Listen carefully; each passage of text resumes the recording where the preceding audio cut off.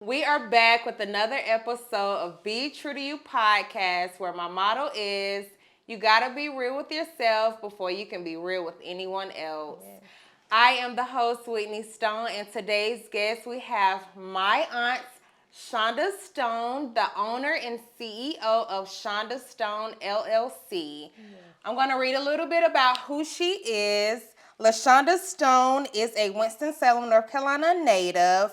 In 2013, she received her bachelor's degree from Salem College in interior design. Shonda began designing interiors for many residential clients, professional athletes, luxury clientele across the country. In 2022, she rebranded all of her professions under one reputable household brand named Shonda Stone. Her most recent career accomplishments include becoming a North Carolina licensed real estate realtor with the Heatley Group and has earned her pilot's license as a pilot. She has traveled and worked with domestically and internationally in events and even attended an event design workshop with celebrity event designers Preston Bailey and Eddie.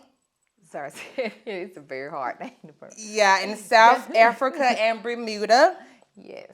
Shonda is a woman on a mission to let everyone know that anything is possible. She can be found empowering people with her messages, her passion, her style, and her grace. She's an impactful member of the Coterie Retreat and the Certified Planner Society, with a number of appearances both in print magazines such as O Magazine, Triad Voice, Wedding Wire, South African Magazine, newsprints, television interviews, casting calls, and guest panel talks under her belt. She has won numerous awards and recognition in all of her professions. She is positioned to land her plane front and center and walk right into her destiny. Here's LaShonda Stone. Be true to you, be true to you, podcast. Be true to you, be true to you, podcast. Be true to you, be true to you.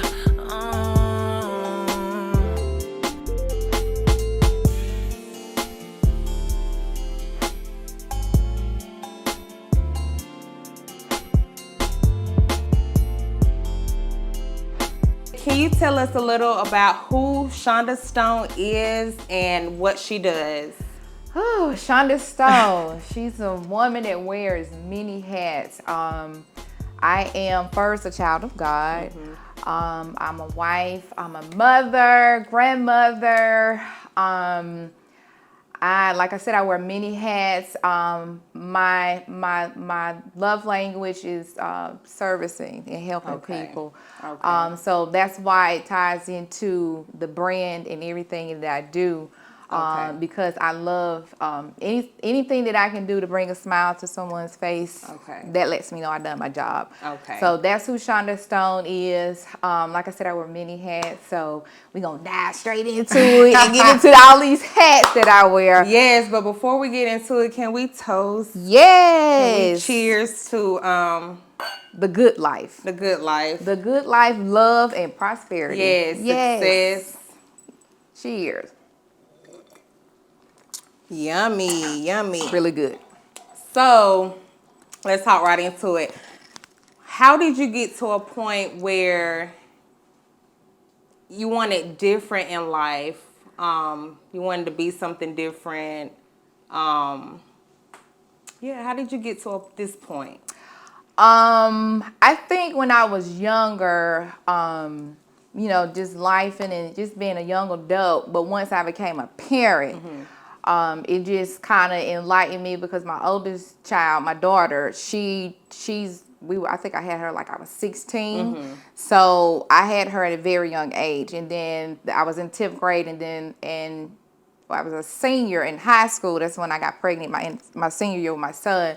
So my kids are my reasons why that I wanted something different and why I wanted something more, because at the end of the day, I had two human beings that were relying on me. Yeah. And so when I had them, I was growing up as a young adult having kids. So they grew up with me. So they are the reason why I wanted more in life, because I wanted to have an empire or a legacy or something to leave to my kids. But it took a little, trial and error getting there. But overall, they are the reason why I wanted more. So they kind of inspire you to chase your dreams. They are my why, my reason. And then along the way, my family and the dynamics of my family have grown, because I'm married now. And we a blended family. So we have 4 and plus grandkids. So everything I do, because I'm so family oriented, is for the families, for the kids, for the grandkids. So they are my reasons why I go so hard. Of course myself, but the ultimate goal is, just to have a foundation where it's something I can just leave to the family. That's awesome. That's awesome. So, what is LaShonda Stone? Who and what is LaShonda Stone, the brand? She's a queen for one. That's right. She's a Wear your queen. crown. Wear my crown.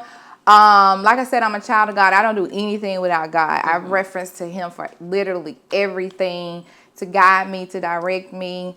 I am one who doesn't accept no.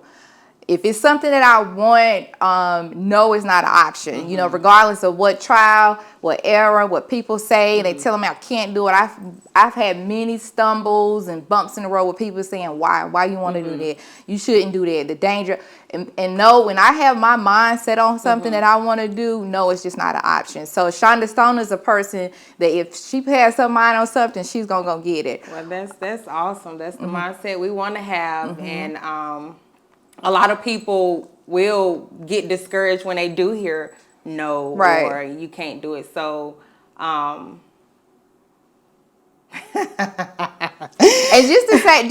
one thing, when I hear no, it's like fuel. It's just motivation for me. Yeah. It's not a point that I'm saying I have to prove. Yeah. Right. It's nothing that I have something to prove. It's just something to show you that I can do it.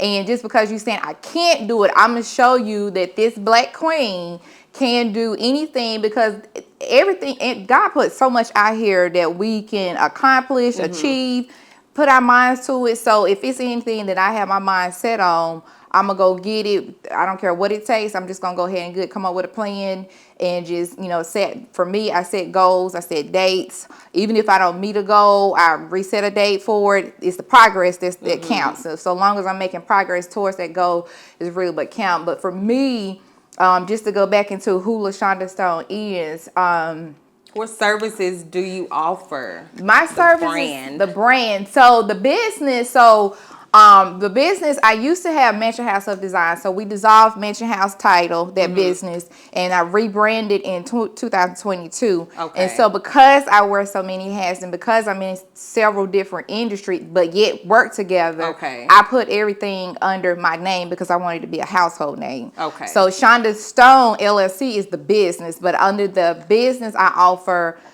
interior design service. I'm a licensed interior designer. I'm a North Carolina realtor, so I'm a real estate agent or real estate broker. Keep going. I am a certified event planner. Wow. Certified designer in events, as well as my latest venture is a pilot. So I'm in pilot school, and I have been in pilot school for 2 years. So that's my latest venture. And what makes the brand, because I can marry you, turn around and design your house. No, sell your house and then design your house. Yes. And in the midst of that, all of those services are services that I can incorporate the pilot service. Okay. So say, for instance, I have a client. I'm going to give you a prime example. I had a client that was a couple that were relocating from Florida. Okay. And they was relocating to North Carolina. So we were looking for land because they were going to build. So we were looking for land, and when I found the land, I always encourage my clients to put your eyes on the property or land, whatever you see, you need to put your eyes on it physically. Okay. So I FaceTimed them when I saw the land. I drove there and I FaceTimed them. And I walked off the acres. But it's really hard to tell of slopes and flat land. Okay. So I always encourage them to come and put their eyes on the land. They wanted to come and put their eyes on the land, so they had to buy last minute tickets for 2. which was almost $4,000. Had I had my license then, I could have incorporated it as a service. I got you. Rented a plane, flew to Florida, picked them up, flew them back, gave them a bird's eye view, Okay. landed at the airport, had a rental car ready, and then drove them to the lane and we walked it, and then took them out to eat, and then flew them back home. So it's all about the experience. So that's why the pilot service is going to be incorporated. It just works That's with awesome. all the industries is that I'm awesome. in. Yes. That's awesome. That is beautiful. What a resume. How inspiring that is for upcoming entrepreneurs. So that's good. So do you believe, like I've heard many times, to be successful, you have to have multiple streams of income? Do you agree with that? I agree because that's what the word says. The Bible talks about multiple streams of income, but Read your Bible. yeah. So, but the one thing that I will say, the way the world is today, you never know what trade that you're going to have to fall back on. So, and everybody, we all were affected by the pandemic. So everybody was put to a stop, a complete stop. So when everything started picking it back up, the event industry was really slow. Like I had a lot of brides right before the pandemic happened. I had a lot of brides that either canceled or downsized or didn't even have a wedding at all because of the pandemic. So it affect everybody, but it affect me with the event industry because a lot of people were canceling their weddings, and we had stipulations according to the government. With how many people. So for that industry, the real estate, all of it was affected at the same time, but one started outweighing the other, and once everything started opening back up. So it's always good to have multiple streams of incomes because you just never know what field you may have to fall back on. Just like with my license, I was just going for private license, but I'm going for commercials because we never know. I might have to go with an airline one day. Yeah. So, and I'm investing to get private. It only makes sense to go ahead and get commercial license. You just to be, extra safety. Okay. Interesting. So let me ask you this. Do you feel like a person can have more than one passion? Like what you do as far as interior design and event planning, is that your passion? And if so, can a person, or do you believe a person can have more than one passion or gift? Yes. Well, so the passion is something that you love and that makes you and that happy. was like one of my next questions. What is the difference, in your opinion, from your purpose, your passion, and your gift? Or is it like... Good question. So the purpose is your why, your reason, your just identifying what you're supposed to do, how you're supposed to do it, the environment. So the purpose is just identifying what it is that you're supposed to be doing and the effect that you're supposed to have on whoever you come in contact how you with. worded that. Okay. Yeah, so just knowing what your purpose in life will help you be excellent at what you're doing. Now, that's your purpose. Your passion is, like I said, is what makes you happy. Your passion is something that you love, that you care about. So when you're passionate about something, you're going to always go above and beyond because you're passionate about it.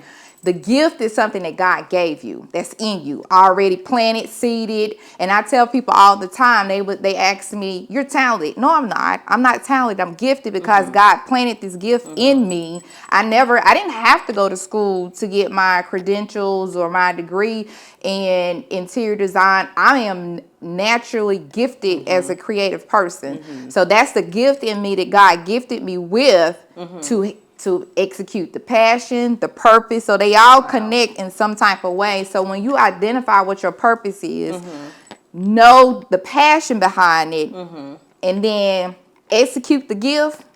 Wow. One dream right there. So how can someone figure out their purpose? Because I was that person. Like, I used to be like, I know I have a purpose here on earth. And I'm like, I was all over the place. So for the people who was like me, like, how do you discover your purpose? Or how do you discover your purpose? Well, I was once in your shoes as well. I went to school for so many things. I tried nail tech.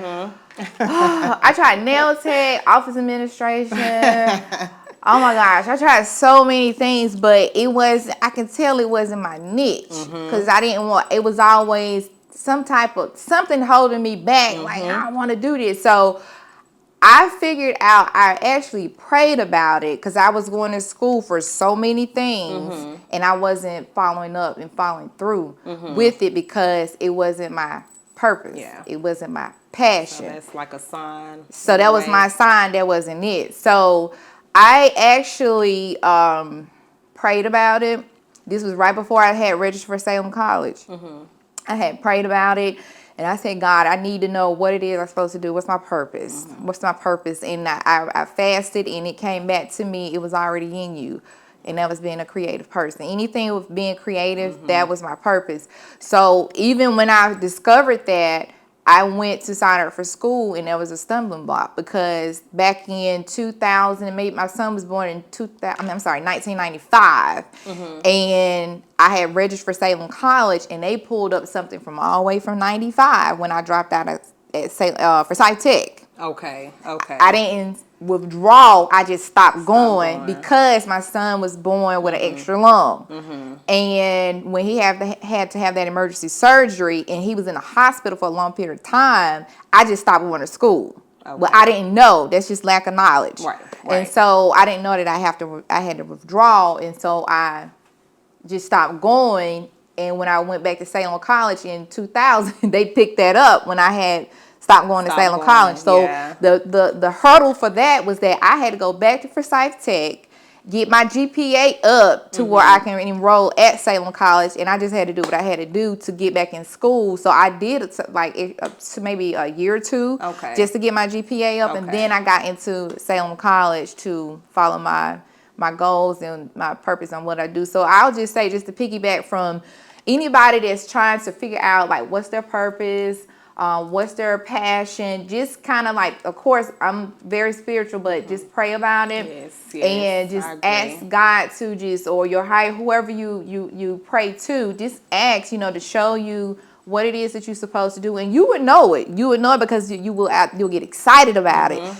You'll love it, and you'll just keep wanting to just get more and more. Those prayers will be answered. Yeah, and they do. If you pray with a meaning and like mean it wholeheartily, like it'll be heard. So you got to just put it out there, write it down, make it plain. And I mean, you'll know when you're passionate because, like I said, you have that excitement about it. You want to know more about it. You'll start getting hungry and try to do your research and get into it. So when you discover that, then you'll know what your purpose is in life. Great answer. Great answer. Next question. I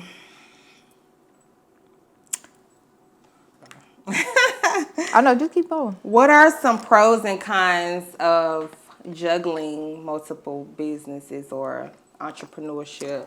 Some of the pros and cons. Now this show is called Be True to You.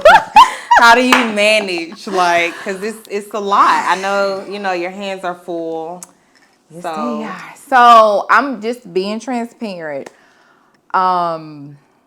It's hard. Yeah. I'm not going to tell you it's not, because you got responsibilities in your personal life and then you got responsibilities in your profession. And so initially, just starting off, I didn't have the knowledge that I was supposed to have running a business. I just jumped into something because people were asking me to do my wedding, do my house, design my house. So I just jumped into it because that's what I knew how to do. But far as the logistics of the foundation of a business, I didn't do that. So once I started, getting into it and finding out, okay, you got to have this, you got to have that for a business, you got to have the EIN, you got to have. So I started doing that, and then I'm trying to juggle all these duties and responsibilities when I need to be delegating it out to somebody else. So for me, it was very hard. It started affecting me with my health because I'm trying to play multiple roles as, the chief, the server, the worker, everybody. I'm trying to wear multiple hats. And so it started it's like a wear and tear on my body. And mentally, saying I was kind of like all over the place. So I had to connect with people that have already been through the journey. Building your team. Was that the team? So that even with the team, originally when I started off with, like I said, with events, it was more of people I know, just they saw the vision, they trust the vision, they saw where I was going with it. Now you might have some people that fall to the wayside, Right. but those who know the vision and are in their thoughts are parallel and they want to see the vision come to a reality, they're gonna ride it out with you. Okay. So that happened where I had people on the team, people, even initially starting off, I still didn't have all my ducks in a row. Okay. But along the way, as time went on, I started learning and involving myself in workshops and networking and business workshops. So I started connecting people that can help grow my business. But it was extremely tough starting off because, just to be transparent, we don't have a lot of entrepreneurs in our family. Right. So we didn't have that guidance or nobody to kind of plant those seeds in us. Right. So we just have to learn along the way. Right. And that's what it took for me. But it was extremely hard initially starting off. But I have had the drive to, just take my business to another level. And I'm still learning. I tell people all the time, I learn every day. Yeah, I've been in this industry with events since 2004. And, with the real estate, I've been in real estate since maybe about 12 years. I've only been licensed going on 5 years. Okay. So I've been in these industry, but like I said, I learn something new every single day. So I don't know it. I'm not the one to say I know it all because I don't. Now, do I have a lot of knowledge in the industry? Yes. But like I said, you learn every single day. We do. Learn something new every day. Okay. So let me ask you the next question. How would you describe leadership? Well, I think leadership, for you to lead, I think leaders also need to follow. So you got to be able to do both. So you can be a leader, but sometimes you also need to follow. So for me, a leader, you got to take ownership with everything with your business. You got to be teachable, your communication skills. You got to, have brainstorm the ideas, bring capital into the business. Elevate. It's a lot of responsibilities with a leader, but I am still the type of person where I know how to lead and I also know how to follow. I know how to be a team player. Okay. You know what I'm saying? I know how to work very well with other people.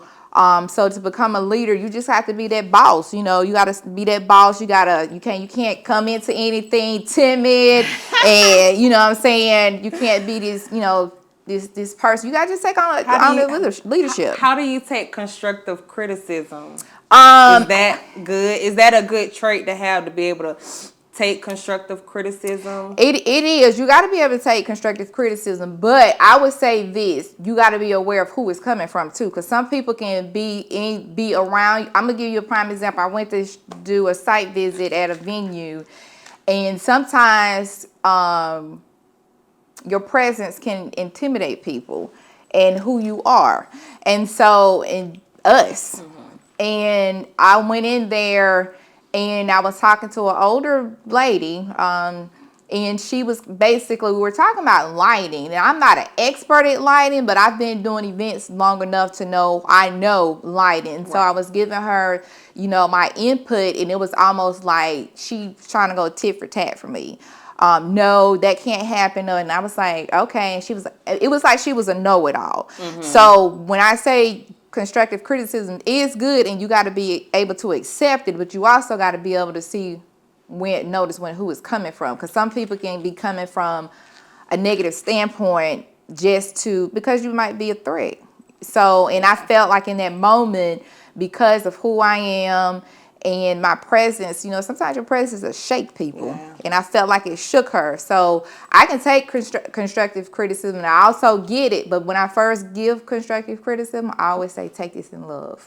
I always say, take it in love, because I want to see people grow. Yeah. I want to see, we iron sharpen iron, and I want to see people, somebody had to teach me. Somebody had to tell me. So when I see some areas where I see some improvement, okay, you work on this, because like I said, somebody had to mold me. Right, so especially with the millennials, I'm really passionate about sowing into the millennials, because they're our next generation. Yeah. So I always, I give it and take it in love. But we gotta have constructive. It's really to help us grow. To be honest, It is. It really is. So, what do you love about being a business owner? Well, nobody tell me what to do. And I had to realize that when this what made me notice that I didn't need to punch in. I was at work. It was a company in Greensboro marketing department, and it was time for me to take my break. We had a lot of calls that was in queue. And I was ready to go take my break, and they said, you can't take your break. Go eat. You got to take a late lunch because we need to get these cards. They was busy. And when somebody tell me when I can and cannot go eat, that was a problem. I hate asking to go to the. Can I go to the? Something about that just bothers me. Yeah, it's just it just gave me slavery a little bit. I was like, I don't want to. How can you go tip? I done worked and did my hours the first part of the month. Now you telling me I can't go eat? I have to go actually use the restroom. That was a big problem with me. So for me, I knew that punching in was not my thing. I don't, when I say people tell me what to do, I mean from that standpoint. When I can eat, when I can and cannot eat, when I can go to the restroom. When I need time off for my mental state. You got to tell me when I need to take time off. That didn't sit well with me. So I knew immediately, it was some things that needed to be a change. For me. Because, it's off topic, but I preach that about the kids as well. Like, they're going to school throughout the year. I feel like it's okay if they miss a day or two, because kids and their mental state, like, that's important too. So off topic, but our mental state is important. So okay, next question. What advice would you give to young girls or anyone who's coming up to inspire to be an entrepreneur? Like myself. Well, I feel like you're tapping into your calling. You've been wanting to do this for a while. So when you, anybody that is just trying to figure out life and their purpose, calling, what they supposed to be doing. First thing, if they're a young adult, enjoy your young adult life. You still can discover what you want to do along the way, but enjoy the young adult life while you can, because once you tap into that adulthood, it gets real out here. So, but you just, what I'm saying, just discover, sometimes you got to test the water, see what you do like. Some people don't know what they want to do, and sometimes you got to kind of, just put your foot in there, see if it's something you like. If it's not, move on to the next thing. At some point, you're going to figure it out. Definitely. So you're going to figure out what it is that you want to do. Like I say, I'm big on prayer. Just pray about it, and sometimes you just got to try things to see what it is. And if you got to try things and you don't know what it is, try it. If you know what it is, just kind of be around people that's already in that field and successful, and learn from this. There's so many resources out here that you can take advantage of. So I would definitely say, surround yourself and put yourself in that room. If you're trying to tap into, painting or whatever, or podcast, surround yourself around people that's already in that space where you're trying to go, and just learn from them. Study them, study their techniques, but still make it your own. So just putting yourself in the room at the table at the people that you can really grow from, and just blossom. Yes. So how do you stay positive in negative situations, or what they call it, when the devil trying to come at you, how do you stay sane and positive in those type of situations? For me, new levels, new devils. So when those new devils come, God would expose who those individuals that just can't go with you to those next level. So you got to be able to accept that. Whether you love them, family, friends, whoever, you got to accept that that's what it is. They just cannot go. It's no hard feelings. It's nothing personal, but you're getting elevated. And some people just can't go up to that.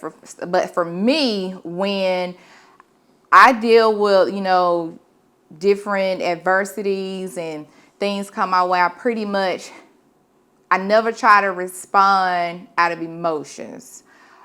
I give it 24 hours. Okay. 24 hours. 24 hours.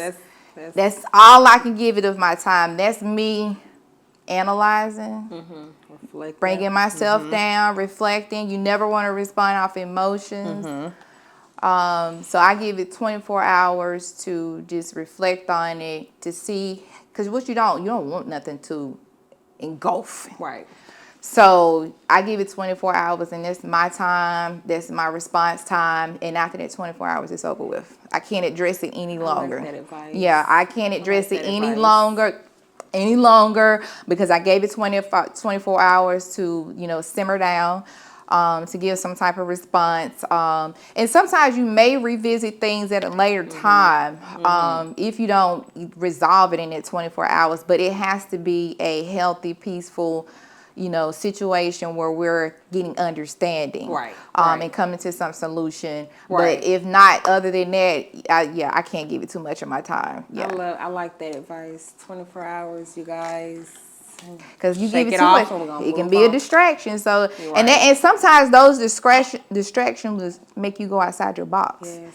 And go. And it took me a while to get here. Right, and you want to stay within your circle, in your Right. box. So that's why I say you can't give it too much time. Now, for me, we being true to who we are, I can be a little stubborn too, because I just have zero tolerance for things. But I'm all about solutions. What's the solution? What can we learn from this and move on? Right. I agree with that. Yeah.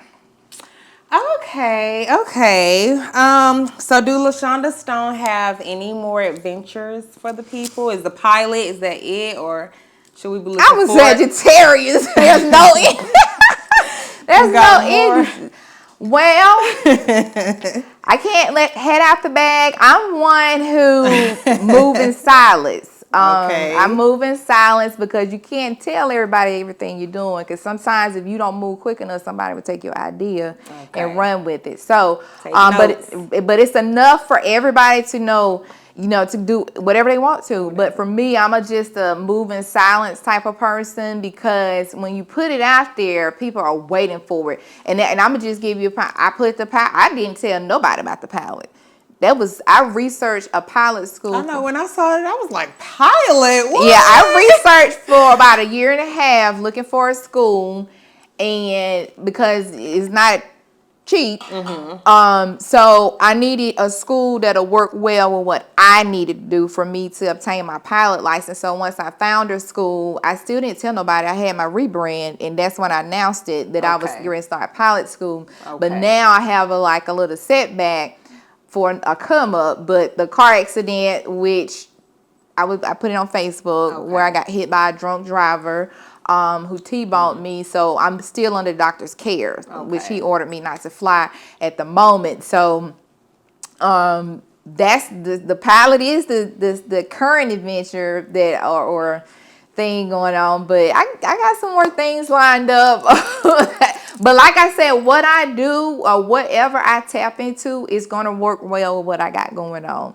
So it's going to either be tied into the real estate, the wedding events, or interior design. Because like I said, all those industries are married. Okay. They work well with each other because I can offer, one can link to the next, and that can be a whole nother service that I, offer to my clients. My clients are very loyal to me. Okay. I have clients that come back because customer service is imperative. Yes, if you give excellent customer service, your clients are going to come back. They're going to tell everybody that word of mouth is the best marketing strategy. So when you provide quality over quantity, that's going to bring the numbers back.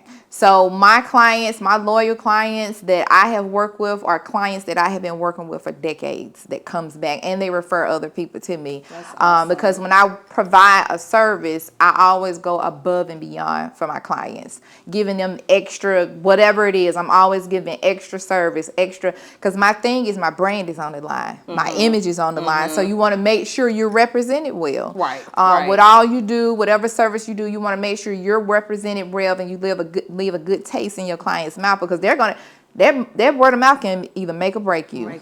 So I'm big on, like I said, on customer service, giving 5-star quality customer service to my clients, and that's why they come back. for service. There you have it. Event planner, interior decorator, Yes. North Carolina realtor. Designer. Yeah, so since you said that, let me explain the difference. So that's like a pet peeve of mine, decorator and designer. I'm going to tell you the difference. Okay, explain. Okay, so decorator is somebody that can go in rooms to go and buy whatever they see on the showroom, take and put it in their house. A designer actually designing the room, the space. They're doing measurements, color palettes, textures. Okay. They'll do a consultation with a client and say, what's the mood that you want this space to feel? Do you want to have vibrant colors? Because colors change your emotions. This room can be full of red, and what you're going to feel like excitement. You know what I'm saying? If this room is like a cool blue, that's going to calm you down. You know, you're going to feel relaxed. So a designer actually is going over all of those aspects. So we don't take and just go pick up a whole room out of a store and just have it delivered to our house. A designer is getting a piece here, a piece there, custom pieces here, custom drapery. And I'm one that I am all for my Black people, so I always like to try cross promote with other Black businesses or vendors or whatnot. So when I do my clients' houses, 9 times out of 10, I'm working with somebody that's Black owned. I use a designer. One of my friends, she's a seamstress. She did my client house. I did in maybe 2 years ago. We went and picked out the fabric, and I had her to make the custom curtains. So I'm using a designer. I came up with a whole piece design concept to see what was like. This house, it had like these teeny windows on a large wall, and that stuck out like a sore thumb. So it's just stuck out like a sore thumb to me. And I was like, why would a builder build this massive wall and have these teeny windows on there? So what I did, I came up with a 3D design on the wall, made that the focal wall, because it is the focal wall, but the windows kind of played into the design of the wall, so it didn't stick out like a sore thumb, and we built around that. So those are the things that a designer would do. They'll see, what needs to be designer. Yeah, so there's a difference between, and if you talk to interior designers, I'm not the only one that'll say that. Correction. They was like, no, I'm not a decorator, I'm a designer. Because it's a difference. It's really a difference. So yeah, that's what it is. Okay, well, I think that kind of wraps the episode up. You got any questions? I said that's all the questions. Yeah, that was it. That was all the questions. We can go 10 more minutes. 10 more minutes. You recording these laughing moments. For those that look, let's talk about the real estate. Okay, so right now with real estate, do you need to ask a question about real estate? No, go ahead. 3 hours later. Can you move it along? I'm all out of time cards. Okay, so with real estate, right now, that's the industry that I really want to focus on. So when we was talking about, you asked me how to balance all that I do. Yeah, and personal life. Yeah, how do you... So, with the personal life, sometimes you got to make sure your your work life, separate. Yeah, you have to keep it separate. And it was at times where I was finding work overflowing into the home and my personal life, because I'm thinking, I'm on a time frame. I got to get this done. I got to get that done. But when I actually come home, there need to be my time at home with my husband. And he's very vocal about it. And he's like, you can't do nothing without that laptop. And it took me a while to really register, for that to register in. But that was him really saying that he needed my attention when I came home. So you got to make sure that personal life is not being affected by the work life, and you got to make sure you keep it separated. So for me, balancing that, you just got to get creative and come up with fun things to do when you're at home, your downtime. Now, I'm big on me time. Yes. I get me some me time. Yes. I know when I need a break. Like, I know when I'm overwhelmed. I know when enough is enough. So How do you know? because I'll get worked up. You know what I'm saying? I'll be feeling like I can't do no more. Like my mind just racing. I'm going. And either at some point you gotta stop. Like an anxious feeling. It's a little bit of being anxious, but I can't think. You know what I'm saying? I can't. I'm doing things and it's not getting. Some certain things are getting incompleted because I'm just going. Yeah. So sometimes you gotta press the reset button. Reset button. Yep. So I need to reset. And when I feel like I know me, I know my body. We know our bodies. Right. I can tell when I need to stop and just go somewhere, take some downtime. One day I had enough. I was like, I need a break. I just rented a car and rode to Asheville. Went to Biltmore House by myself, and I just had some me time. I went and toured, bought me a ticket, toured. I went to the winery. Treated myself to Ruth Chris, and I stayed for the weekend. That was my reset. That's all I needed. It feel good. It felt really good, and I came back energized and ready to go. So sometimes you got to press that reset button and just stop and take a break. You know what I'm saying? Because it can mess up affect our mental state if we just keep going. But I am big on now. I'll hop on a plane. Travel. I mean, if it's just simple as taking a hike to Pilot Mountain and hiking the trail, because I'm very adventurous and I love nature. I'll go to the mountains, and me and my husband will just go. I love nature trek. too, minus the bugs. Oh my god. That's when you got to get the all spray. Get some spray. I have some of my Salem sisters that want me to go backpacking. And the first question I asked them, I said, "Is it gonna be any bears out there?" We gotta know if there's bears. Any type of other. I don't do deers, so I'm terrified of deers. But I love nature. But the backpacking, because she told me I had to get the bear spray. It's like mace for bears, and she told me I can't bring no smell goods. That's when it was a no for me. I couldn't do it. So what it attracts the bears? Or? Yes, anything with a scent, they can smell it. Food, anything. So they'll take their food, and you don't bring no perfume, body sprays or any because that attracts them. So, but they hang like their food up high up in a tree, so the bear can't smell it. Wow. So that's backpacking. So I haven't been. They invite me every time, and I'm not there yet. Because you don't want to. You can't spray your perfume or anything. The bears. It's the bears. I can't do the bears. I can't do. I'm adventurous though. I done did it. We went to Mount Everest, which was the most challenging thing I have ever done. But I will definitely go back and do it again. And that really kind of showed me how much I love nature. That trip itself. Her daughter and her did Mount Everest back in what? 2010. Climbed Mount Everest back in 2010, and that was for a school. It was through the Winston-Salem-Forsyth County School System and Haynes Brand. Haynes Brand is the one that sponsored the trip, and originally, and this is why it's important to know that when you want something so bad, it's not about your timing, it's about God's timing. Because had this trip not happened, a lot of doors wouldn't have opened up for the both of us. But it was a trip sponsored through Haynes Brand, through the Forsyth County School System. She wasn't even thinking about going on the trip. She was actually, her principal called me one day, and he was like, "Talk to your daughter because I think she'll be a good candidate." He said, "I talked to her, but I can tell she's not serious." Yeah. And I was like, about what he told me about it, I talked to her about it. I said, just go to the meeting. They had a meeting after school. I said, just go to it, and see what it's about. And she went, and as she was going through the process, she got more and more interested in it.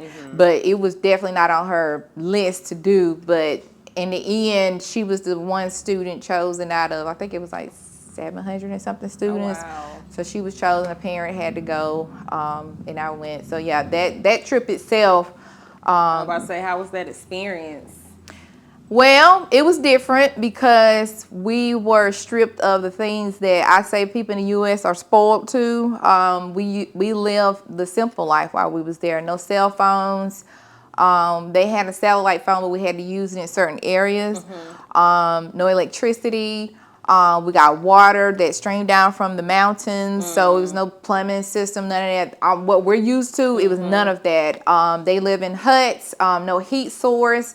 So we really was like stripped down to living the simple life. But like it made both of us, and I think everybody that was on our team, appreciate life itself, because at any given day, those things that we're used to having to accommodate us to live every day, they don't have that. They use natural Small light. things we tend to take for granted. Yes. So it made me appreciate life and how blessed we are to have what we have here in the U.S. versus these third world countries. I remember her showing me or telling me about a country y'all had went to, and kids as young as 3 were eating out of the trash can. That was Kathmandu. So, okay, she was saying like if the mother didn't or couldn't feed for the child, they'll leave them on the streets.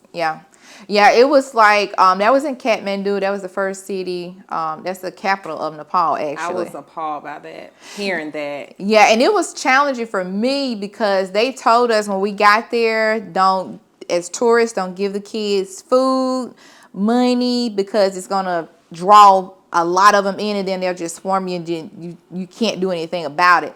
But it was one little girl, I never forget. It was one little girl that walked up to me. And I had a little slouch. It's a slouch patch that you put over your cross shoulder. And she took her hand. She opened my pouch up. We had just finished dinner. We had went and ate pizza. And she took her hand, and opened the pouch. And she stuck her hand in it. And she was doing this. She was saying food. Right. And so they was telling me don't do it. But as a mother, seeing a kid, it was really hard for me not to do it. And I didn't do it, so she just started digging in my pouch, trying to see if I had food in there. But what Quisha did, we had leftover pizza. She just went and sat it on the ground. And it was me, Quisha, the student faculty member, and the journalist that went. We were the only females. The rest of was guys. So anytime we walked the streets or whatever, they would always keep us in the middle, and the guys would be around us to protect us. So she put that pizza, she came back in the circle, and we walked back to the hotel room. But it was really hard to see the kids on the streets, homeless, no clothes, barefooted. It was really hard as a mother to see that and not do something. We are blessed over here in the U.S. when you look at other countries and how they're living.